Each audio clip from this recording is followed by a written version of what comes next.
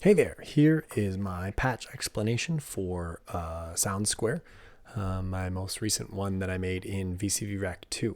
I was inspired by using pulse width modulation on my main clock and seeing what that does. And I also was inspired by an Amir Cohen video about using the Sec3 to modulate its own tempo source. Those are kind of the two main things that kept me moving in this track. So here's what we got.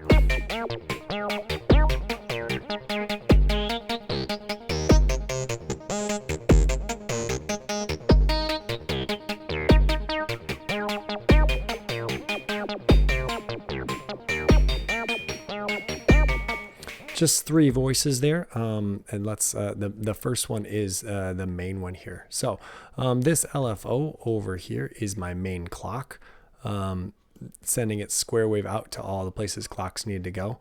But you can see its pulse width is being modulated, and it also has some FM modulation. And since this is being used as the clock, this is going to change the tempo as it goes through. So these come from let's trace the pulse width modulation. That one's pretty straightforward.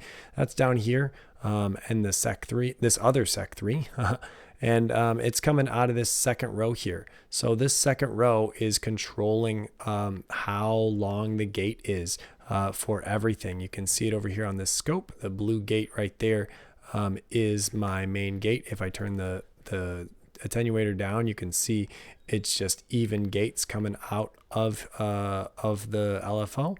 But as I crank that pulse width modulation control voltage up, this row of the Sec3 is controlling that, which then is controlling my main VCA here and the filter cutoff point as well.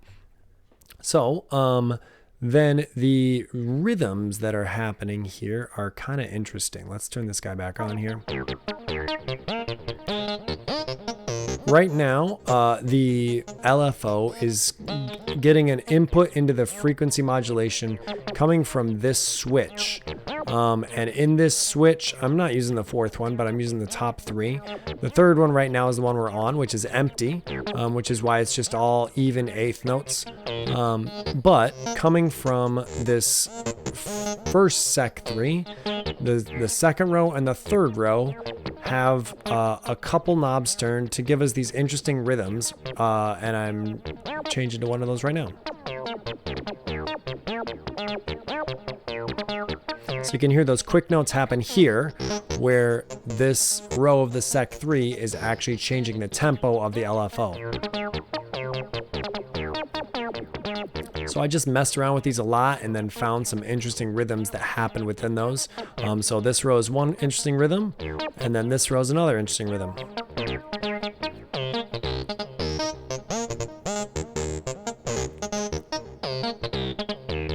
So those are the two things. Those are the two things I really enjoyed using an LFO as a clock for, because made me let me use this cool pulse width modulation and then frequency modulation as a unique way to make rhythms in an interesting way. So the top row here of this Sec3 is just my main melody. Not anything special about that, except that it's going to another switch up here that is controlled by another button where I can change between what's actually playing the notes. The main melody is in spot number 1. Spot number 2 is actually the same track that's controlling my pulse width. I believe output 3. Oh, it's output 3. Interesting. No, it's just a different one.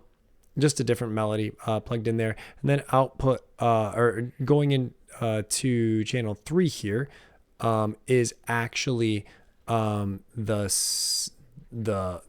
control voltage for the filter cutoff. I just decided to see what would happen if I toss that into the note instead. So let's listen to those three here. This is just another one of these sequences down here.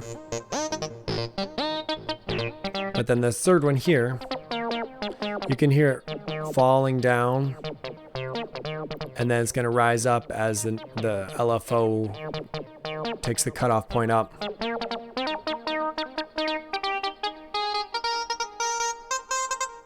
And then back to my main melody.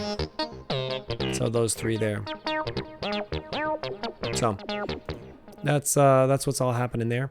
The main voice then, so those notes that are coming out of the four-way switch are then just being quantized into this scale here, sent out to a couple places, into random at first, to give a little bit of some, oh, that's how I used it too. Into random a little bit to give occasionally some slides, because if the shape is turned down all the way, it automatically jumps to the new note.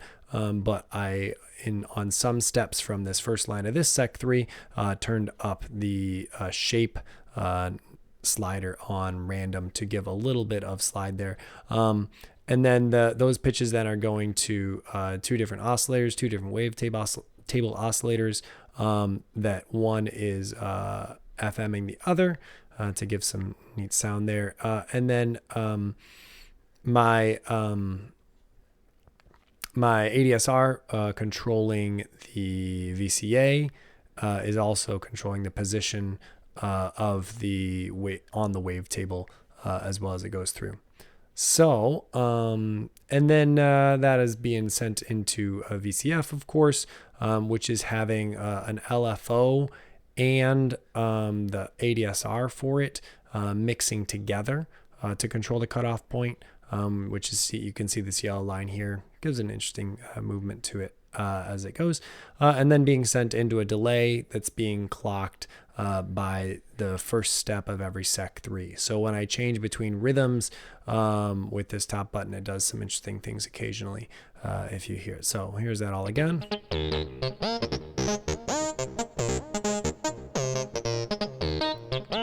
And I can change the rhythm by changing the pulse width to a different sequence, or I can change the melody with this switch here. Here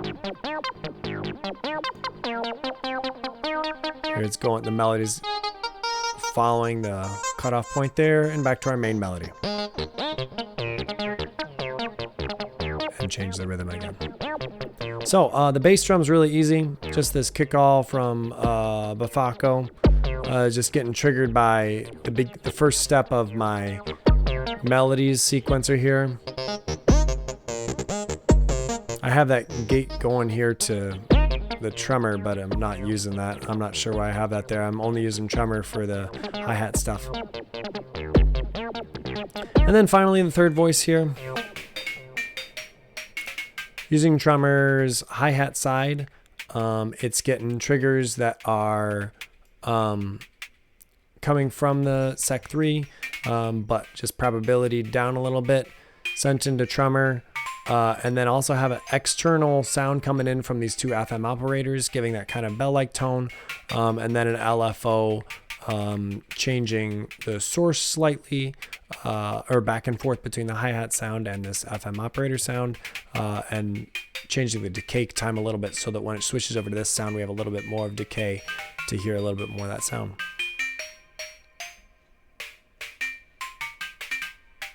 And then a little plateau on top of there as a send, because reverb is life. So there's a walkthrough of my most recent VCV2 patch. Yeah. And enjoy.